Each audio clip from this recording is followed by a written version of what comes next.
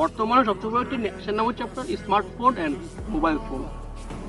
এমন একটি যুগে আমরা এখন বাস করতেছি যে আপনার মানুষ মৃত্যুবরণ করার পরও মনে হয় না তাকে যদি মনে রাখবে, কিন্তু স্মার্টফোন যখন হাতে না থাকবে তখন তার মনে হবে সে মনে হয় পুরোই একা। আপনি এখন মানেন বা না মানেন, কিন্তু কখনো মোবাইল দিয়ে পড়াশোনা হবে না।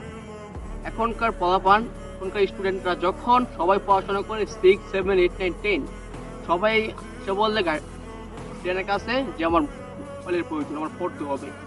কেন ভাই? আমরা যখন পড়াশোনা করছি 2010 কি 12 সালের কথা, তখন তো মোবাইল ছিল না। আমরা কি পড়াশোনা করিনি? আমরা কি পড়াশোনা করিনি? আমাদের বেশির লোকেরাই খুব ভালো পজিশনে এখন আছে। আর বর্তমান লোক যারা পড়াশোনা করতেছে তারা একটাও ভালো পজিশনে নাই। কেন পজিশনে নাই?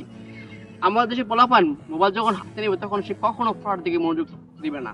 সে অফকোর্স সে আপনার মেসেঞ্জারে ঢুকবে, সে অবশ্যই টিকটকে ঢুকবে, সে অবশ্যই ফেসবুকে ঢুকবে। সে যত বড়ই ইয়া হোক না কেন, ভালো স্টুডেন্টই হোক না কেন, সে নিয়ম বাইরে হলে সে অবশ্যই নিজের বিবেকটা বুঝতো যে আমার অবশ্যই পড়তে হবে। তাই মোবাইলের অফকোর্স বয়স হচ্ছে আপনার কমপক্ষে মেট্রিক পাস করা। যখন ইন্টারে উঠবে তখন আপনি মোবাইল নেবেন, তার আগে না।